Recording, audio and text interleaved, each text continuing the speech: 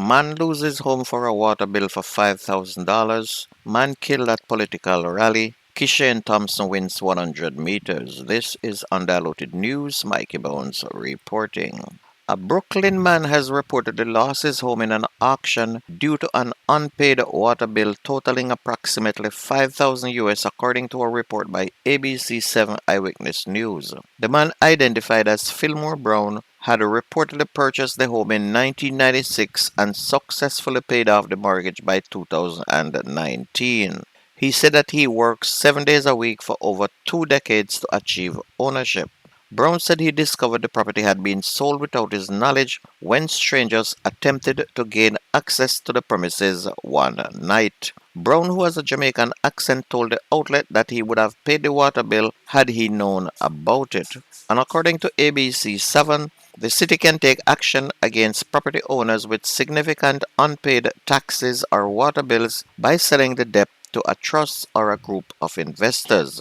And these investors then attempt to collect the money, often with interest. If the debt remains unpaid, the property can go into foreclosure and be auctioned off.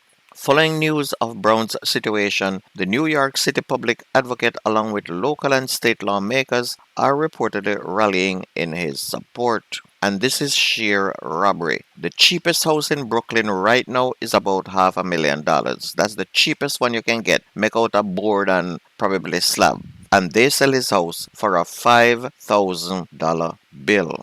Mr. Brown needs to sit on his front doorstep with a very sharp machete. That's what I would do.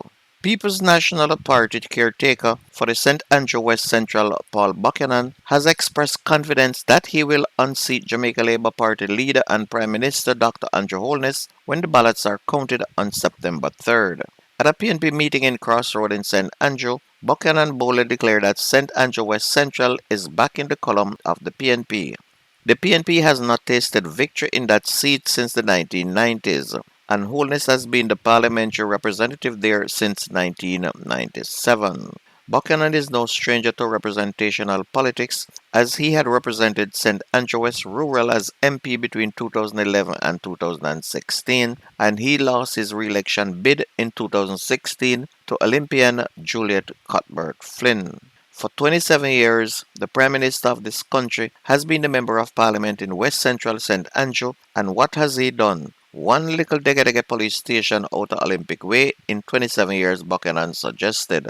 Boy, let me tell, this is one time when I miss yard because I love politics. Anyway, PNP don't stand no chance in any West seat in Kingston or St. Andrew, so it is just big talk. But it is good to dream. Desmond Mackenzie control West Kingston, and Mr. Andrew control West Central St. Andrew. It is the people with the most money to buy votes that win election in Jamaica these days. 3 men have been arrested in connection with the seizure of over 1,800 pounds of ganja on Spanish Town Road in Kingston on Friday. The ganja has an estimated street value of 5.6 million.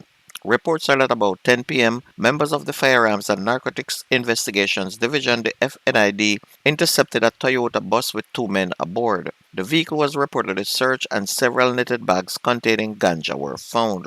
Further investigations resulted in the interception of another vehicle, and another man was also arrested. All 3 men were taken into police custody. And since the start of the year, over 21,000 kilograms or more than 46,000 pounds of ganja have been seized with an estimated street value of over 143 million Jamaican dollars.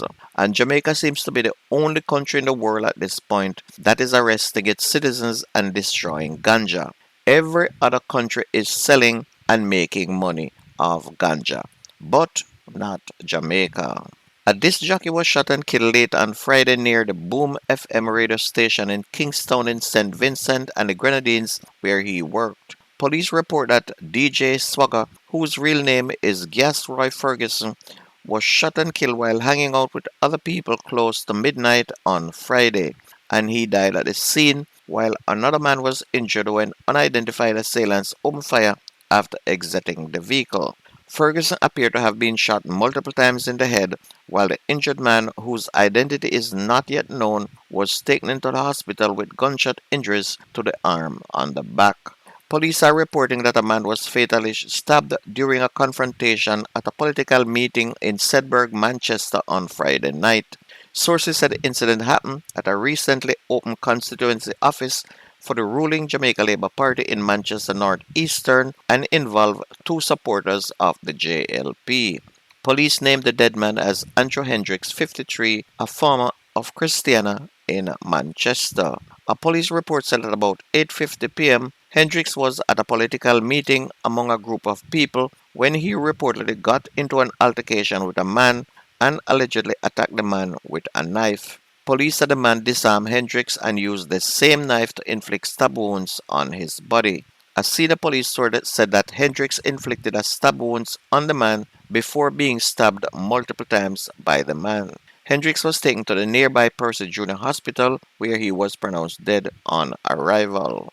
On to sports. All we can say is whoa, whoa, whoa. Shericka Jackson is back. Shericka Jackson signaled a return to top form as she ran a season's best 22.17 seconds to win the women's 200 meters at Saturday's Diamond League Athletics meet in Stadium Slaga in Poland. Jackson was one of two Jamaican winners at the meet as Kishane Thompson exacted a measure of revenge for his loss to American Noah Lyles in the Olympics last year.